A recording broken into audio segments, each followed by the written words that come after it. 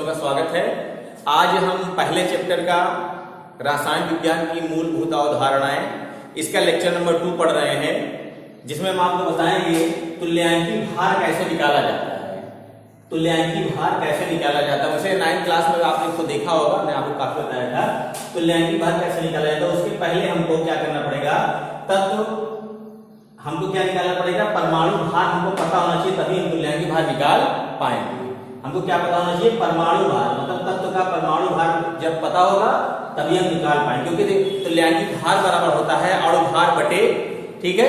तो आपको अणु भार चाहिए तो परमाणु भार जरूरत है। जैसे आपको हमने कहा कि तत्व हाइड्रोजन है तो इसका परमाणु भार फिक्स होता है 1, ठीक है, जानते रहिए। इसके बाद लिथियम है तो लिथियम का परमाणु क्रमांक से मतलब नहीं, परमाणु भार कितना होता है, 3 होता है। क्लियर? नहीं, 3 नहीं होता, ध्यान रखिएगा, इसका 7 होता है। ऐसे बेरिलियम का देखेंगे तो कितना होता है, 9 होता है। बोरान का देखेंगे तो 11 होता है। हम कार्बन की बात देखेंगे तो 12 होता है। ये आपको याद रखना है, दिमाग बैठा लेना है। नाइट्रोजन कितना होता है, इसका 14 होता है। नाइट्रोजन के बाद कौन आते हैं, ऑक्सीजन कितना होता है, 16 होता है। फिर ऑक्सीजन का फ्लोरीन है तो इसका 19 हो गया। तो कुल मिलाकर के बात ये है कि आपको इसको याद करना पड़ेगा। अगर याद हो जाएगा तो तुरंत आपको हम तुल्यांकी भार बता जाए और इससे अणु भार भी निकाल पाएंगे। तो चलिए मान लिया अगर इसके बगल में इसको आप क्या करेंगे, नोट कर लेंगे, इसको नोट कर लेंगे, फिर आगे देखिए और का, और इन्हीं से आपको काम चलना है। अब जैसे सोडियम हो गए, तत्व यहाँ लिख लीजिएगा, उसी नीचे लिखिएगा तत्व। अगर सोडियम है तो सोडियम का होता है 23, मैग्नीशियम है तो मैग्नीशियम का होता है 24, ठीक है। एल्युमिनियम का होता है 27, इसको याद रखिएगा। सल्फर कितना होता है, 32 होता है, 32। फास्फोरस कितना होता है, ध्यान रखिएगा, सॉरी हम देखिए यहाँ मिस कर गए, सल्फर पहले लिखे, पहले फास्फोरस पे लिखने। फास्फोरस एल्युमिनियम की वजह से सिलिकॉन भी आता है, सिलिकॉन कितना होता है 28, 29 जो भी आप समझिए। फास्फोरस कितना होता है 31 होता है। सल्फर कितना होता है 32 होता है। अगर क्लोरीन की बात करें तो 35.5। इस तरीके से आप इसको याद कर लें। हम आगे यहाँ भी लिखते रहे, एक तरफ लिखते रहे तत्व, एक तरफ लिखते रहे परमाणु क्या चीज भार, ठीक है, परमाणु भार लिखते रहे। अब क्लोरीन के बाद आपका मान लिया पोटेशियम आयन की बात नहीं करेंगे, 19 होता है। कैल्शियम कितना होता है, 20 होता है ना। इसके बाद इसके केमिस्ट्री में बहुत कम जरूरत पड़ती है, हमको इन्हीं में से काम अपना चला लेना है। वैसे बहुत सारे तुल्यांकी भार आपको निकालने को मिलेंगे ना। जैसे कॉपर का अगर मान देखा जाए तो 63.5 होता है, ठीक है। जब जरूरत पड़ेगी तो आपको बताया जाएगा। तो फिर इतने से हम आपको सिखा रहे हैं तो कि तुल्यांकी भार कैसे निकाला। तुल्यांकी भार को डिनोट करते हैं कैपिटल ई से, इक्विवेलेंट वेट। इसको इंग्लिश में कहा जाता है इक्विवेलेंट वेट। तो हम आज यही सीख रहे हैं कि कैसे निकाला जाए। तो सबसे पहले आप हेडिंग लगाएंगे नंबर 1,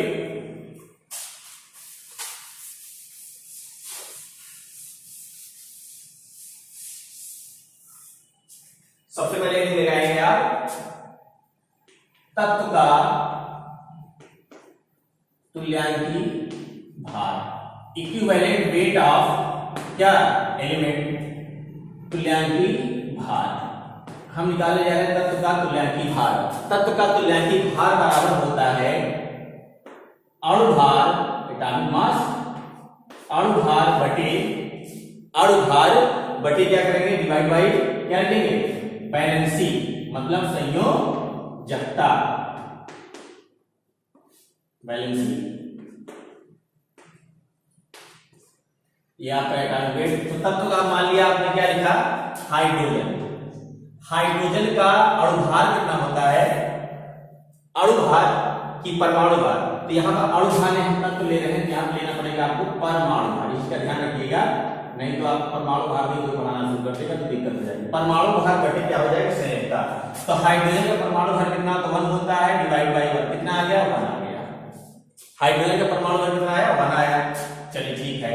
अगर हम आपसे कहें कि सोडियम का, तो सोडियम का परमाणु भार होता है 23 और डिवाइड बाई कितना हो जाएगा, संयोजकता किसकी कितनी होती है, 1 होती है, कितना आ गया 23। तो सोडियम का तुल्यांकी भार कितना आ जाएगा, 23 ही आ जाएगा। अब आप कहेंगे सर तुल्यांकी आप बैलेंसी कहां से पा जाएंगे, तो देखिए lithium, sodium, potassium, rubidium, caesium, francium, ये आपके फर्स्ट ए ग्रुप के एलिमेंट है। इनकी वैलेंसी फिक्स होती है, कितनी होती है? 1 होती है। ऐसे ही आपके बेटा, मागे, कन्या, सुंदर, बाप, राजी, इनकी वैलेंसी क्या होती है? फिक्स होती है। ऐसे ही आपके पौराण परिवार की वैलेंसी कितनी होती है? बैगन, आलू, गाजर, इनको क्या चीज? तो इस तरीके से ये सब इनकी वैलेंसी क्या होती है? फिक्स है। 1 इसके देखिए 2 होती है और इसकी कितनी होती है? 3 होती है। तो इसको ध्यान रखेंगे तो आराम से आपका निकल जाएगा। जैसे मैग्नीशियम का आ गया, मैग्नीशियम में कितना होता है परमाणु भार? 24 होता है। अब इसकी देखिए वैलेंसी कितनी लिखी हुई है, देखिए कितना हो जाएगा? 2। तो इसका मैग्नीशियम का तुल्यांक भार कितना आ गया? 12 आ गया। अगर हम एल्यूमिनियम की बात करें तो 27 होता है परमाणु भार, अभी हमने लिखाया। इसको आप क्या करेंगे? 3 से डिवाइड करेंगे तो एल्यूमिनियम की वैलेंसी कितनी होती है? 3 होती है। कितना आ जाएगा? 9 आएगा। तो कुल मिलाजुला के बाद तत्व का आप अगर तुल्यांकी भार निकालेंगे तो परमाणु भार बटे क्या लिखेंगे हम? संयुक्ता मतलब वैलेंसी। ठीक है, तो इस तरीके से आपका तुल्यांकी भार निकल के चला आएगा। सोडियम में कितना होगा? 23। अगर मान लीजिए कोई पूछे पोटेशियम कितना होगा तो 39/1 हो जाएगा। तो कितना आ जाएगा इसका तुल्यांकी भार? 39 ही आएगा, क्योंकि पोटेशियम इसी ग्रुप का एलिमेंट है। ठीक है, इसको आप नोट कर लीजिएगा। वापसी गए तत्व का तुल्यांकी भार निकालना। इसके बाद हम बताने जा रहे हैं आपको अम्ल का तुल्यांकी भार। किसका तुल्यांकी भार? अम्ल। अम्ल का तुल्यांकी भार कैपिटल से तुल्यांकी भार डिनोट करते हैं, बराबर हो जाएगा, क्या लिखेंगे अब यहाँ? अणुभार, क्योंकि अम्ल है तो इसी से मतलब पूरा कंपाउंड हो गया। अणुभार बटे, यहाँ पर एक चीज सीखने वाली चीज है, अम्ल की क्या चीज? क्षारकता। ठीक, अम्ल की क्षारकता। तो अम्ल की क्षारकता क्या होती है इसको भी आपको बताया जा चुका है। किसी अम्ल में विस्थापनीय हाइड्रोजन की संख्या अम्ल की क्षारकता कहलाती है। जैसे अगर मान लिया आपको ये Cl है तो इसकी क्षारकता कितनी होगी? कितनी होगी? H+ और Cl-। तो यहाँ अगर यह क्षारकता को डिनोट कर दिया कितना हो जाएगा? 1 हो जाएगा। तो इस अम्ल की क्षारकता 1 है। लेकिन अगर हम H2SO4 की बात करें तो इसको आप देखेंगे डिस्प्लेसमेंट ऑफ हाइड्रोजन, ये कितनी हो जाएगी? 2 हो जाएगी।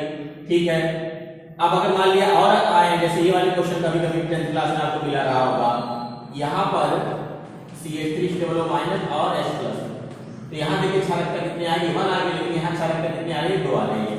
तो विस्थापनीय हाइड्रोजन की संख्या, तो विस्थापनीय हाइड्रोजन ये नहीं है, ये आपकी विस्थापनीय हाइड्रोजन है। विस्थापनीय हाइड्रोजन कैसे पता चलता है? मान लो ये वाला क्वेश्चन आ जाए, यहाँ वाला आप कंफ्यूज हो जाएंगे। H3PO4 की बात करें तो इसमें 3H+ होते हैं विस्थापनीय। ठीक है, लेकिन अगर इन्हीं के भाई के पास जाएंगे तो यहाँ पर एक्चुअली इसमें विस्थापनीय हाइड्रोजन की संख्या कितनी आ गई? 2 आ गई, और यहाँ आ जाएगा HPO3 और ये -2। ठीक, इनके छोटे भाई के पास पहुंचेंगे एकदम छोटे वाले को, तो ये क्या कह रहा है? एक ही H+ विस्थापनीय होंगे, और यहाँ पर आपको मिलेगा H2PO2 क्या हो जाएगा? माइनस। चलिए आप ध्यान दीजिए कि विस्थापनीय हाइड्रोजन की संख्या ये कैसे 3 निकलता है, कैसे 2 निकलता है, हम आपको बताएंगे अभी। H बराबर यहाँ देखिए विस्थापनीय हाइड्रोजन संख्या कितनी आ गई? 3 आ गई। यहाँ पर कितनी आ गई? 2 आ गई। और यहाँ पर देखिए कितने हाइड्रोजन विस्थापित हो रहे हैं? 1। जबकि दिख रहे थे आपको कितने? सब में 3 थे, लेकिन विस्थापनीय हाइड्रोजन के नंबर यहाँ पे कितने आ रहे हैं? कम आ रहे हैं। तो इसी का बहुत ध्यान रखिएगा। विस्थापनीय हाइड्रोजनों की संख्या क्या कहलाती है? अम्ल की क्षारकता कहलाती है। तो अणुभार बटे अम्ल की क्षारकता, अगर हमको क्षारकता ही क्लियर नहीं होगी तो हम इसको सॉल्व नहीं कर पाएंगे। तो चलिए देखिए कैसे क्षारकता होती है, कैसे पता चलता है 2 है, 3 है, 4 है, इसको ध्यान दीजिए। तो देखिए किसी अम्ल की क्षारकता कैसे आइडेंटिफाई करेंगे, तो उसमें ये है कि जो हाइड्रोजन जो है ऑक्सीजन से अटैच रहेगा, जो हाइड्रोजन ऑक्सीजन से अटैच रहेगा उसी को विस्थापनीय हाइड्रोजन कहते हैं। तो जैसे मान लो एसिटिक एसिड का स्ट्रक्चर आपके सामने ड्रॉ करें, तो ये आपका CH3 इस तरीके से बनेगा, ये आपका यहाँ और ये आपका यहाँ। अभी हमने बोला कि जो ऑक्सीजन से हाइड्रोजन लगे होते हैं वही विस्थापनीय हाइड्रोजन होते हैं। इसमें विस्थापनीय हाइड्रोजन कितना मिला आपको? विस्थापनीय हाइड्रोजन कितना मिलेगा? 1 मिला। अभी आपको यही बता रहे थे, यहाँ लिखा भी था हमने कि विस्थापनीय हाइड्रोजन CH3COOH कितनी होती है? 1। क्यों होते हैं? क्योंकि यही ऑक्सीजन से लगा है। ये वाला देखिए ऑक्सीजन से नहीं, ये देखिए डायरेक्ट कार्बन, और ये वाला कार्बन से हाइड्रोजन लगा है। तो यहाँ पर क्या होगा, जो ऑक्सीजन से हाइड्रोजन लगे होते हैं वही विस्थापनीय हाइड्रोजन होते हैं, और यहाँ पर हाइड्रोजन की संख्या कितनी आ गई, 1। ठीक है, अगर हम H2SO4 की बात करें तो उसमें 2 दिख रहे थे, 1 क्यों थे? तो देखिए H2SO4 का स्ट्रक्चर अगर आप बनाएंगे तो कुछ इस तरीके से आपको मिलेगा। ठीक है, आप 11 के स्टूडेंट हैं, अभी मान लिया नहीं बना पा रहे हैं तो फिर आप इसको ध्यान दीजिए। देखिए इसमें OH जो है 1 OH 2 है, तो विस्थापनीय हाइड्रोजन की संख्या कितनी होगी इसमें, 2। वही हम लिखेंगे H बराबर 2। तो विस्थापनीय हाइड्रोजन की संख्या मतलब होती है जो ऑक्सीजन से हाइड्रोजन लगा होता है, जो ऑक्सीजन से हाइड्रोजन लगा होगा वही विस्थापनीय हाइड्रोजन होता है। चलिए अब उन तीनों भाइयों की बात कर लें जो काफी इंपॉर्टेंट है आपके बोर्ड एग्जाम के लिए, कॉम्पिटिटिव एग्जाम के लिए, उनकी बेसिसिटी और सॉल्यूशन भी रिवाइज कर जाते हैं। तो जैसे मान लिया आपको यहाँ पर लिखा है H3PO4, अभी हमने बोला था विस्थापनीय हाइड्रोजन कितने निकल रहे थे, 3 निकल रहे थे, जबकि यहाँ पर 3 है, 3 निकल रहे थे, चलिए अच्छी बात है। लेकिन इसके आगे वालों को क्यों बिगड़ रहा था खेल, तो इसका स्ट्रक्चर देखिए बना रहे हैं हम, कैसे बनता है। पहले आप क्या करेंगे, P लिख देंगे और ऊपर लगा देंगे P डबल बॉन्ड। ठीक है, ऐसे इनका ही बनाइए H3PO3 का, और यहाँ देखिए यहाँ बना दे रहे H3PO2 का। ठीक, चलिए इसका बनाइए। अब क्या करेंगे, P डबल बॉन्ड यहाँ ही बना दीजिए, P डबल बॉन्ड यहाँ बन गया, यहाँ पर भी क्या कर दीजिए आप, P डबल बॉन्ड बना दीजिए। ये इसका बन रहा है और ये इसका और ये इसका बना रहे हैं। देखिए सब में हमने क्या कर दिया, P डबल बॉन्ड को बना दिया। अब क्या करेंगे, जितने ऑक्सीजन है और जितने हाइड्रोजन को आप करेंगे जोड़ जोड़ के OH बनाएंगे। अब यहाँ पर कितने, 3 ऑक्सीजन 3 हाइड्रोजन, तो 1 OH 2 OH और 3 OH। तो यहाँ पर कितने OH आपको दिख रहे हैं, 3 OH दिख रहे हैं। अब यहाँ पर देखिए हाइड्रोजन 3 थे, 1 2 3 ऑक्सीजन बचा था, क्योंकि ऑक्सीजन पहले से हो चुका है, तो 3 हाइड्रोजन। देखिए विस्थापनीय हाइड्रोजन नंबर कितने मिले आपको, कितने मिल रहे हैं, 3। डिस्प्लेसमेंट ऑफ हाइड्रोजन, कितने हाइड्रोजन मिल रहे हैं, विस्थापनीय 3 मिल रहे हैं, तो इसीलिए वो यहाँ पर 3 आ रहा था। इसका स्ट्रक्चर देखिए बनाएं, एक ऑक्सीजन तो आपने यहाँ ले लिया है, अब यहाँ पर 2 ऑक्सीजन बचे हैं और 3 हाइड्रोजन बचे हैं। इसका मतलब OH कितना बनेगा, 1 OH बन जाएगा, 2 OH बन जाएगा। OH खत्म हो गया, खत्म नहीं हुआ, ऑक्सीजन खत्म हुआ, 1 2 3। अब आपका हाइड्रोजन बचा है, तो एक हाइड्रोजन को आप ऐसे ऐड करेंगे, तो देखिए विस्थापनीय हाइड्रोजन के नंबर कितने मिल रहे हैं, X बराबर 2 मिल रहे हैं। अभी आपने बनाया था कि इस एसिड के विस्थापनीय हाइड्रोजन की संख्या कितनी मिलेगी, 2 मिल जाएगी। इसका स्ट्रक्चर बनाइए, 2 ऑक्सीजन, 1 ऑक्सीजन पहले ही यूज हो चुका है, 1 ऑक्सीजन बचा है तो 1 OH बनेगा और बाकी क्या बन जाएगा, HH बनेगा। विस्थापनीय हाइड्रोजन की संख्या कितनी मिलेगी, 1 मिलेगी। इस चीज को आपको ध्यान रखना है कि कैसे विस्थापनीय हाइड्रोजन को आइडेंटिफाई करेंगे। तो उसके लिए आपको क्या करना पड़ेगा, ये देखना पड़ेगा कि कौन जो है ऑक्सीजन से हाइड्रोजन लगा है। तो फिर 11 के स्टूडेंट अभी मान लिया आप नया कदम रखे हैं, तो फिर इसको बना लीजिए और प्रैक्टिस में हमने आपको बताया कैसे इसको बनाते हैं, फिर आगे जैसे जैसे आगे बढ़ेंगे आपको तैयार होकर चला जाएगा। चलिए ये आपने देख लिया कि अम्ल की क्षारकता को हम कैसे देख रहे हैं। तो चलिए कोई एसिड लेते हैं, मान लिया HCl का तुल्यांकी भार निकाल रहे हैं। HCl का क्या चीज, तुल्यांकी भार।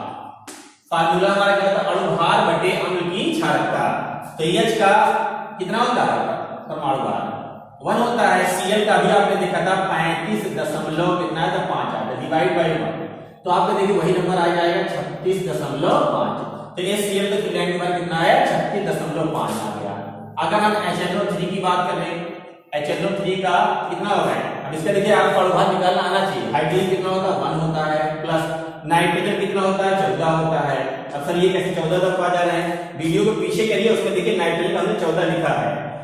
ऑक्सीजन में कितना होता है, 16 होता है, लेकिन ऑक्सीजन के नंबर कितने हैं, 3 है, 3 से मल्टीप्लाई हो जाएगा। ठीक है, तो 16 3 48 हो गया, डिवाइड बाय कितना हो जाएगा। अब यहाँ से देखिए इसकी क्षारकता कितनी होती है, HNO3 में एक ही H है तो क्षारकता फिक्स है, एक ही होगी। यहाँ डिवाइड बाय 1, इसको सॉल्व करेंगे आपका आ जाएगा 63। H2SO4 की बात कर लें, इसकी क्षारकता कितनी थी, 1 थी। इसकी क्षारकता कितनी थी, इसकी 1 थी, लेकिन इसकी क्षारकता कितनी आ गई, 2 आ गई। ठीक है, कैसे आई आपको पता है चुका है। अब हाइड्रोजन को चेक करेंगे, तो हाइड्रोजन कितना होता है, 2 बार है, तो 1 गुणे कितना हो जाएगा, 2, प्लस सल्फर कितना होता है, 32 होता है, फिर प्लस ऑक्सीजन कितना होता है, 16 होता है परमाणु भार, लेकिन 4 बार है, तो कितना हो जाएगा, 16 गुणे 4, डिवाइड बाय कितना हो जाएगा, 2, क्योंकि इसकी क्षारकता कितनी आ रही है, 2। तो यहाँ पर आप कैलकुलेट करेंगे तो ये हो जाएगा 98/2 बराबर आ जाएगा 49। कितना आ गया, 49। तो H2SO4 का तुल्यांकी भार कितना आ रहा है बेटा, 49 आ रहा है। इसी का ध्यान रखिएगा। तो हमने 3 मेन एसिड थे आपके सामने दिखाए। अब इसके बाद इसको आप नोट कर लेंगे, आगे बढ़ेंगे। ठीक, अब बहुत सारे हैं, बस आपको क्या करना है इसको देखना। अब एसिटिक एसिड की बात कर लें, CH3COOH बराबर, इसका तुल्यांक बार कैपिटल E बराबर अणुभार बटे अणु की क्षारकता, यहाँ पर क्षारकता हमने दिखा दी कितनी आ रही थी, X बराबर कितनी थी, 1 थी। अब इसका क्या करेंगे, अणुभार निकालने, कार्बन कितनी बार है, एक और एक 2 बार, और एक कार्बन में कितना होता है 12, तो 2 कार्बन कितना हो जाएगा 12 गुणे 2 प्लस हाइड्रोजन कितनी बार है, 3 और 1 4 बार है, तो 1 गुणे कितना हो जाएगा 4 प्लस ऑक्सीजन 2 बार है, तो कितना हो जाएगा 16 गुणे 2 डिवाइड बाय कितना हो जाएगा 1, क्योंकि इसकी क्षारकता कितनी है 1, अब कितना आ जाएगा 60 आ जाएगा, किसी का ध्यान रखिएगा 60 आ जाएगा। तो एसिटिक अम्ल का तुल्यांकी भार 60 आ गया। चलिए इसको देखिए, H3PO4 का तुल्यांकी भार क्या लिखेंगे, अणुभार जो आएगा, अणुभार बटे अम्ल की क्षारकता, यहां पर कितना लिखेंगे आप 3, तो अणुभार निकालेंगे और क्या लिख देंगे 3, ठीक है। H3 आप निकाल लीजिएगा, उस X समझ लीजिए आपके सामने क्या है, एक आपका एक्सरसाइज दे रहे हैं, अणुभार निकाल के 3 से डिवाइड करेंगे, जो आ जाएगा उत्तर हो जाएगा, ठीक है। H3PO3, तो यहां पर क्या हो जाएगा अणुभार divide by 2, very good. H3PO2, यहां पर क्या हो जाएगा अणुभार डिवाइड बाय 1, ठीक है। इसी को आप ध्यान रखेंगे और इसको क्वेश्चन को सॉल्व करेंगे। सर नहीं बता दीजिए कैसे क्या होता, चलिए ठीक है बता दीजिए। हाइड्रोजन 3 बार है, तो 1 गुणे कितना हो जाएगा 3 हो जाएगा, प्लस फास्फोरस कितना होता है बेटा 31 होता है, प्लस और यहां हो जाएगा 16 गुणे 4, तो 16 गुणे 4 यहां डिवाइड बाय 3, और यहां आपका कितना आ जाएगा, आपको पता होना चाहिए कितना आएगा। अब इसको जोड़ लेंगे, 16 देखिए, चलिए यही जोड़ दे रहे हैं, 16 जो 64, चलिए यहां हो गया 3 प्लस 31 और प्लस कितना 64, ठीक है। इसको जोड़िएगा तो देखिए कितना आ जाएगा, 4 1 5 और 3 8, 6 3 9, 98 आ गया, 98 बाया 3, तो इसको सॉल्व कर लीजिए, जो आएगा वो आपका आंसर हो जाएगा, ठीक है ना भाई। तो 98 बटे 3, इसी तरीके से इसको भी सॉल्व करेंगे, इसी तरीके से इसको भी सॉल्व कर लेंगे। तो एक इनको दोनों को आप प्रैक्टिस कर लीजिएगा, क्या करेंगे अणुभार जो निकालें, जैसे हम निकाल रहे हैं, तो अणुभार जो निकाल लेंगे उसको 2 से डिवाइड करेंगे, जो आंसर आ जाएगा, इसको आप अणुभार बटे 1, जो आपका अणुभार आएगा वही उसका तुल्यांकी भार निकल के आ जाएगा, ठीक है। बात को आगे बढ़ाया जाए, और हम पढ़ने जा रहे हैं अम्ल का तुल्यांकी भार पढ़ लिया, अब हम पढ़ने जा रहे हैं क्षार का तुल्यांकी भार, ठीक है। इसको नोट कर लीजिएगा।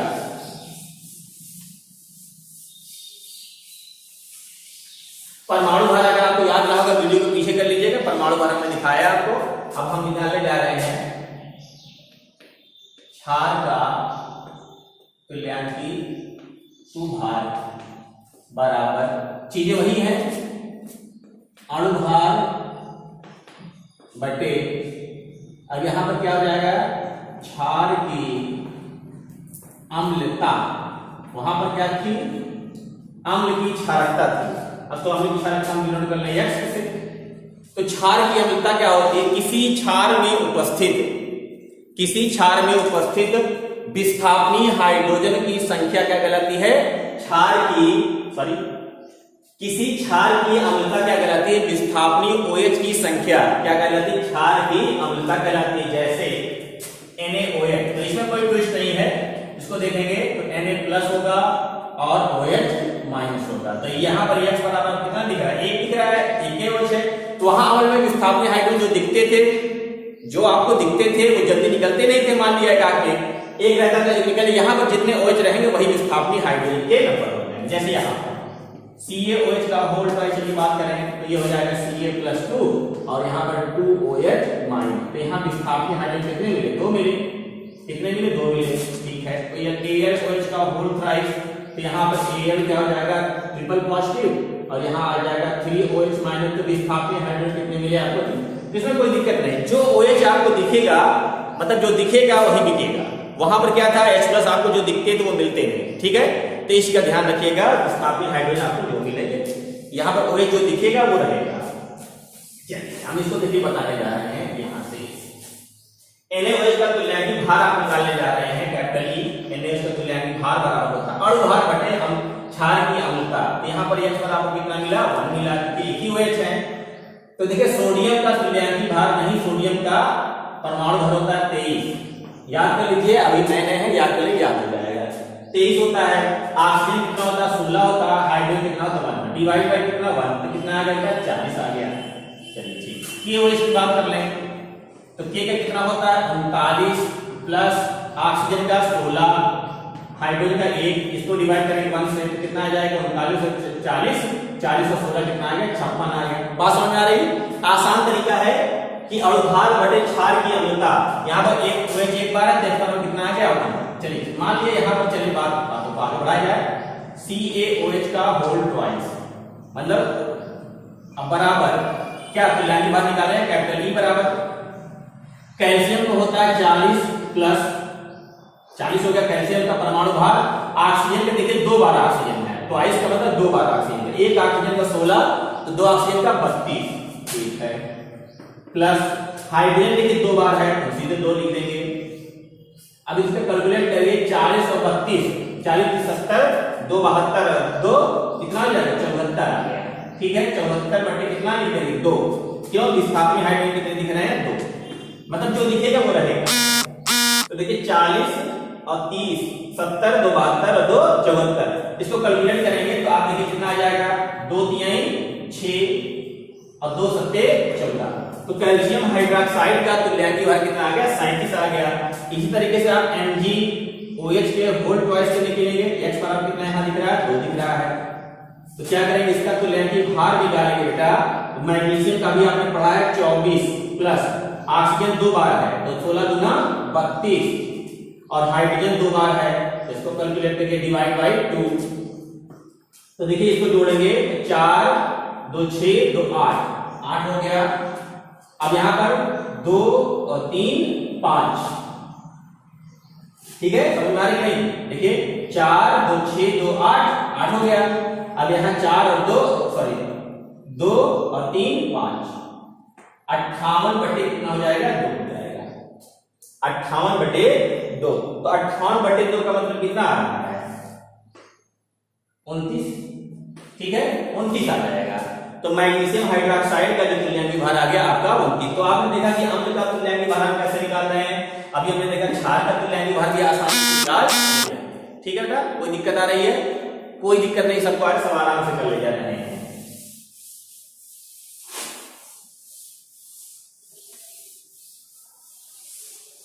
ठीक, आपने आज देखा तत्व का तुल्यांकी भार कैसे निकाल रहे हैं, अम्ल का तुल्यांकी भार कैसे निकाल रहे हैं, क्षार का तुल्यांकी भार कैसे निकाल रहे हैं, ठीक है, बात समझ में आ रही है? अब देखिए हम क्या कर रहे हैं, आयन का तुल्यांकी भार निकाल रहे हैं। आयन का